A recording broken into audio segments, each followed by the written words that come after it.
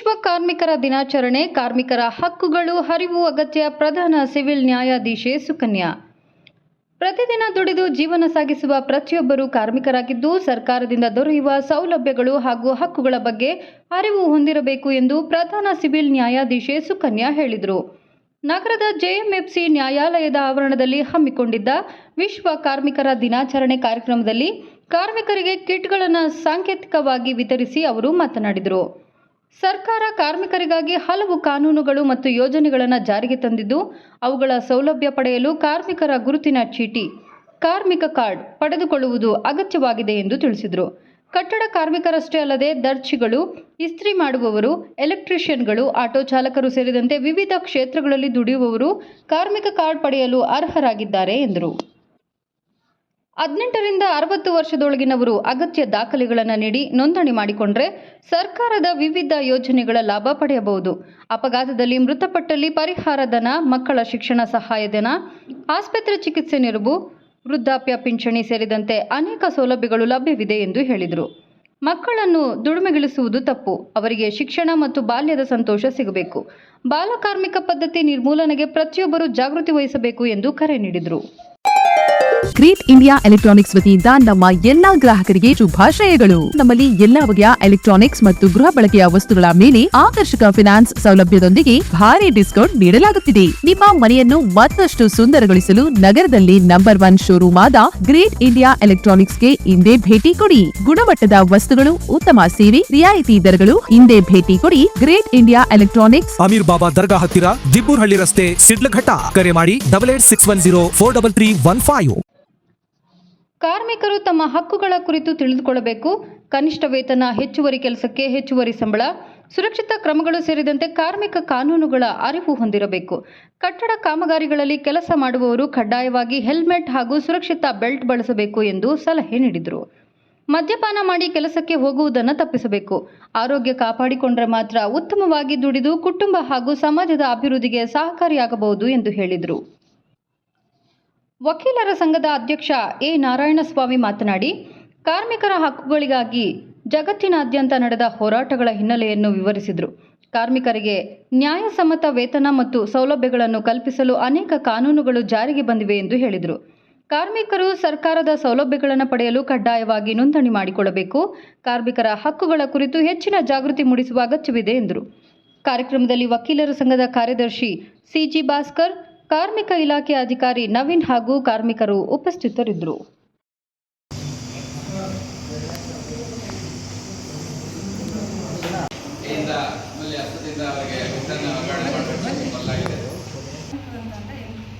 ಕಟ್ಟಡದ ಕೆಲಸ ಮಾಡ್ತಾರೆ, ಅವರಷ್ಟೇ ಕಾರ್ಮಿಕರ ಕಾರ್ಡ್ ತಗೊಳ್ಳೋದಕ್ಕೆ ಎಲಿಜಿಬಲ್ ಅಂತ ಎಲ್ಲರೂ ಅಂದ್ಕೊಂಡಿದ್ದಾರೆ. ಬಟ್ ಕಟ್ಟಡದಲ್ಲಿ ಕೆಲಸ ಮಾಡೋದಷ್ಟೇ ಎಲಿಜಿಬಲ್ ಇರಲ್ಲ. ಇವನ್ ಟೈಲರ್ಸ್ ಬರ್ತಾರೆ, ರೋಗಿಗಳು ಬರ್ತಾರೆ, ಐರನ್ ಮಾಡೋರು ಇರ್ತಾರೆ. ಸೊ ಅವರೆಲ್ಲರೂ ಕೆಲಸ ಮಾಡಿದ್ದು ಸರ್ಟಿಫಿಕೇಟ್ ಇಲ್ಲ, ಇಲ್ಲಿ ಆಲ್ರೆಡಿ ಹೇಳಿದ್ದಾರೆ. ಬಟ್ ನೀವು ಇನ್ಫಾರ್ಮೇಷನ್ ಕೊಡಬೇಕಾದ್ರೆ, ನೀವು ಕಾರ್ಮಿಕರ ಕಾರ್ಡ್ ಪಡಿಬೇಕಾದ್ರೆ ಇನ್ಫಾರ್ಮೇಷನ್ ಕೊಡಬೇಕಾದ್ರೆ ಕರೆಕ್ಟ್ ಇನ್ಫಾರ್ಮೇಷನ್ ಕೊಡಬೇಕು. ನೀವು ಇಷ್ಟು ವರ್ಷ ನಿಮಗೆ ಎಕ್ಸ್ಪೀರಿಯೆನ್ಸ್ ಇರಬೇಕಾದ್ರೆ ಆಧಾರ್ ಕಾರ್ಡ್ ಇರಬೇಕಾಗುತ್ತೆ, ನೀವು ಕರ್ನಾಟಕದಲ್ಲಿ ವಾಸ ಇರಬೇಕಾಗುತ್ತೆ. ಮತ್ತು ಇನ್ನು ಇಲ್ಲಿ ಡೀಟೇಲ್ಸ್ ಏನು 18 ರಿಂದ 60 ವರ್ಷ ಒಳಪಟ್ಟವರಾಗಿರಬೇಕಾಗುತ್ತೆ. ಸೊ ಇಷ್ಟೆಲ್ಲ ಇನ್ಫಾರ್ಮೇಷನ್ ಕೊಟ್ಟರೆ ನೀವು ಕಾರ್ಮಿಕರ ಕಾರ್ಡ್ ಪಡೆಯೋದಕ್ಕೆ ಆಧಾರವಾಗಿರುತ್ತೆ. 1986 ಆಗಿದ್ದ ಘಟನೆನ 1896 ಇಡೀ ಚಳವಳಿಗಳು ಮಾಡಿದ್ರು ಕಾರ್ಮಿಕರು. ಆ ಚಳವಳಿ ಮಾಡಿದಾಗ ಕಾರ್ಮಿಕರಿಗೆ ಸವಲತ್ತುಗಳು ಮತ್ತು ಏನೇನು ಬೇಕು ಅನ್ನೋದಕ್ಕೆ ಬಗ್ಗೆ 1996 ನ್ಯೂಯಾರ್ಕ್ನಲ್ಲಿ ವಿಶ್ವಸಂಸ್ಥೆಯಲ್ಲಿ ಈ ಘಟನೆ ಬಗ್ಗೆ ಈ ಚಿಕಾಗೋ ಇಲಿಯನ್ ನಗರದಲ್ಲಿ ಏನು ಘಟನೆ ಆಯಿತೋ ಅದ್ರ ಬಗ್ಗೆ ನ್ಯೂಯಾರ್ಕ್ನಲ್ಲಿ ಎಲ್ಲ ಸಂಕ್ಷಿಪ್ತವಾಗಿ ಇದು ಮಾಡಿದ ಮೇಲೆ ಕಾರ್ಮಿಕರಿಗೆ ತೊಂದರೆ ಆಗಬಾರ್ದು ಅನ್ನೋ ಒಂದು ವಿಷಯದಲ್ಲಿ ನ್ಯೂಯಾರ್ಕ್ ಇದರಲ್ಲಿ ಅವರು ಘೋಷಣೆ ಮಾಡಿದ್ರು, ವರ್ಷನೂ ಕಾರ್ಮಿಕರಿಗೆ ಒಳ್ಳೆ ಸೌಲಭ್ಯಗಳಿರಬೇಕು, ಒಳ್ಳೆ ಏನು ಕಾರ್ಯಕ್ರಮಗಳಲ್ಲಿ ಏನು ಲೇಬರ್ಸು ಈ ಕಾರ್ಮಿಕರಿದ್ದೀರಾ, ಕಟ್ಟಡ ಕಾರ್ಮಿಕರಾಗಿರೋದು, ನೇಕಾರ ಕಾರ್ಮಿಕರಾಗ್ಬೋದು, ಬೀಡಿ ಸಿಗರೇಟ್ ಕಾರ್ಮಿಕರಿದ್ರಲ್ಲಾಗೋ ಎಲ್ಲ ಇಂಡಸ್ಟ್ರಿಯಲ್ಲಿ ನಮ್ಮ ಶಿಡ್ಲಘಟ್ಟದಲ್ಲಿ ತುಂಬ ಇಂಡಸ್ಟ್ರೀಸ್ ಇದೆ. ಅದರಲ್ಲಿರ್ತಕ್ಕಂಥ ಕಾರ್ಮಿಕರಾದರೆ ನಾವು ಹೇಳ್ತಾನೆ ಇದ್ದೀವಿ, ಶಿಡ್ಲಘಟ್ಟದಲ್ಲಿ ಕಡಿವಾಣ ಆಗಲೇ ಇಲ್ಲ ಕಾರ್ಮಿಕ. ಪಾಪ ಅವ್ರಿಗೆ ಒಳ್ಳೆ ವೇತನ ಸಿಗ್ತಾಯಿಲ್ಲ, 250ಕ್ಕೆ ಇದ್ದಾರೆ. ನಮ್ಮ ಸರ್ಕಾರ ಸವಲತ್ತುಗಳ ಪ್ರಕಾರ 500 ರೂಪಾಯಿ ಹೇಳ್ದಂಗೆ ಸಿಗ್ತಾ ಇಲ್ಲ. ದಿನನಿತ್ಯ ಜೀವನದಲ್ಲಿ ನಾವು ಬೆಳಗ್ಗೆ ಎದ್ದಾಗಿಂದ ರಾತ್ರಿ ಮಲಗೋವರೆಗೂ ನಿಮ್ಮ ಸೇವೆ ನಮಗೆ ಅತ್ಯಂತ ಅಮೂಲ್ಯವಾದ ಸೇವೆಗಳು. ಈಗ ನಮ್ಮ ಮೇ 1ನೇ ತಾರೀಕು ಕಾರ್ಮಿಕರ ದಿನಾಚರಣೆ ಅಂತ ಅಂತಾರೆ.